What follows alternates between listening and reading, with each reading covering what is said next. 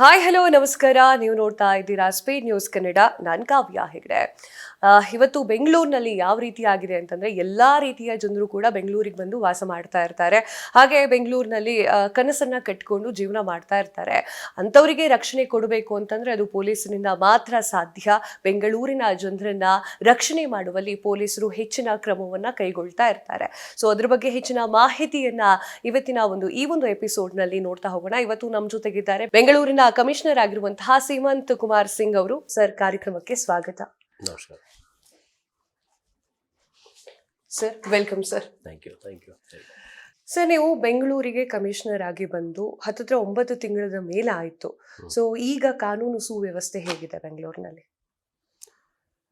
ಬೆಂಗಳೂರಲ್ಲಿ ಕಾನೂನು ಸುವ್ಯವಸ್ಥೆ ಮೊದಲು ಕೂಡ ಚೆನ್ನಾಗಿತ್ತು, ಈಗಲೂ ಚೆನ್ನಾಗಿದೆ, ಮುಂದಿನ ದಿವಸದಲ್ಲಿ ಕೂಡ ಚೆನ್ನಾಗಿರ್ತದೆ. ಯಾಕೆಂದರೆ ನಾವು ಇರೋದು ಅದಕ್ಕೋಸ್ಕರ. ಸೊ ಯಾವಾಗ ಎಲ್ಲ ಪೊಲೀಸ್ ಅವರು, ನಾನು ಮಾತ್ರ ಅಲ್ಲ, ನಮ್ಮದು ಎಂಟೈರ್ ಟೀಮ್ ಚೆನ್ನಾಗಿ ಕೆಲಸ ಮಾಡಿದರೆ ಖಂಡಿತ ಲಾ ಆ್ಯಂಡ್ ಆರ್ಡರ್ ಇರಲಿ, ಕ್ರೈಮ್ ಇರಲಿ, ಪ್ರತಿಯೊಂದು ಕ್ಷೇತ್ರದಲ್ಲಿ ಒಂದು ಒಳ್ಳೆಯ ವಾತಾವರಣ ಇದೆ ನನ್ನ ಪ್ರಕಾರ. ಓಕೆ.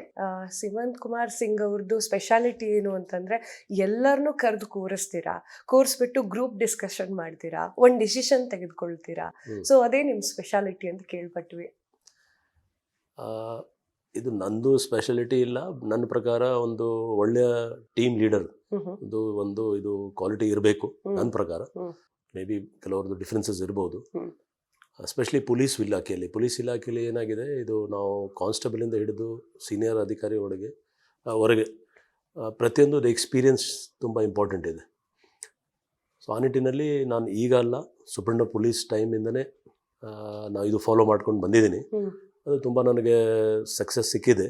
ಸೊ ಈಗಲೂ ನಾವು ಅದು ಫಾಲೋ ಮಾಡ್ತೀವಿ. ನಂದು ಕೊನೆಗೆ ಡಿಸಿಷನ್ ನಂದೇ ಇರ್ತದೆ, ಆದರೆ ನಾವು ಸಲಹೆ ಸೂಚನೆ, ಅಡ್ವೈಸಸ್ ಮತ್ತು ಎಕ್ಸ್ಪೀರಿಯನ್ಸ್ ತುಂಬ ಇಂಪಾರ್ಟೆಂಟ್. ಅದನ್ನು ಕೇಳಿ ನಮ್ಮದು ಪಾಲಿಸೀಸ್ ನಾವು ಡಿಸೈಡ್ ಮಾಡ್ತೀವಿ. ಓಕೆ.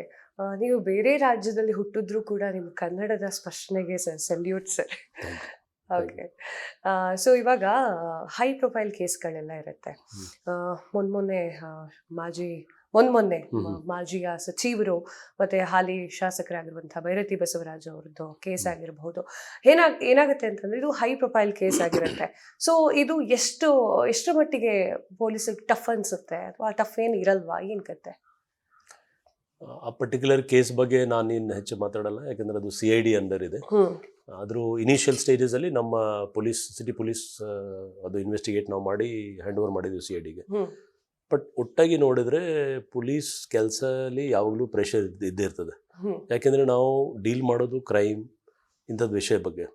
ಸೊ ಕ್ರೈಮಲ್ಲಿ ನಾವು ಮೋಸ್ಟ್ ಇಂಪಾರ್ಟೆಂಟ್ ಏನಂದರೆ ನಮ್ಮ ಕಾನ್ಸ್ಟಿಟ್ಯೂಷನ್ ಮತ್ತು ನಮ್ಮದು ಲಾಸ್ ಏನಿದೆ, BNSS ಇರಲಿ, ಹೊಸ ಕಾಯ್ದೆ ಕಾನೂನು ಏನು ಬಂದಿದೆ, ಆ ಕಾನೂನು ಪ್ರಕಾರ ನಾವು ಕೆಲಸ ಮಾಡಬೇಕು.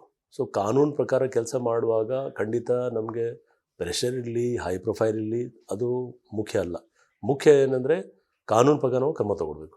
ಸೊ ಹಂಗೆ ನೋಡಿದ್ರೆ ಕಾನೂನು ಪ್ರಕಾರ ಕ್ರಮ ತೊಗೊಂಡ್ರೆ ಲಾಂಗ್ ಟರ್ಮಲ್ಲಿ ಮೇ ಬಿ ತಕ್ಷಣ ಸಮಸ್ಯೆ ಆಗ್ಬೋದು, ಆದರೆ ಲಾಂಗ್ ಟರ್ಮಲ್ಲಿ ಕಾನೂನು ಅಪ್ಹೆಲ್ಡ್ ಮಾಡೋದು ನಮ್ಮದೇ ಮೇನ್ ಗುರಿ ಇದೆ.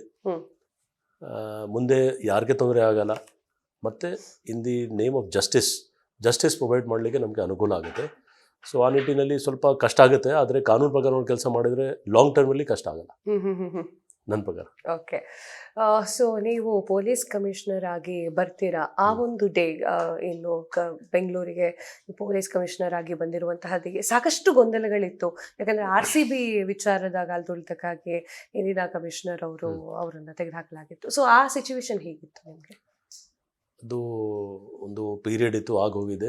ನನ್ನ ಪ್ರಕಾರ ನಾವೆಲ್ಲ ಮುಂದೆ ಹೋಗಬೇಕು, ಏನು ಸಮಸ್ಯೆ ಇಲ್ಲ, ಎಲ್ಲ ಸರಿ ಇದೆ. ಆಮೇಲೆ ನಿಮಗೆ ಕೂಡ ಗೊತ್ತಿದೆ, ಮುಂದಿನ ತಿಂಗಳಲ್ಲಿ ಮತ್ತೆ IPL ಮ್ಯಾಚಸ್ ಸ್ಟಾರ್ಟ್ ಆಗ್ತಾ ಇದೆ.